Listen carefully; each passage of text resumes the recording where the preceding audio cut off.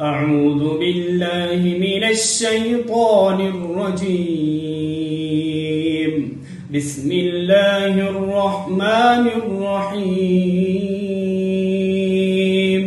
فلا صدق ولا صلى ولكن كذب وتولى ثم ذهب إلى أهله يتمطى أولى لك فأولى ثم أولى لك فأولى أيحسب الإنسان أن يترك سدى ألم يك نطفة من مني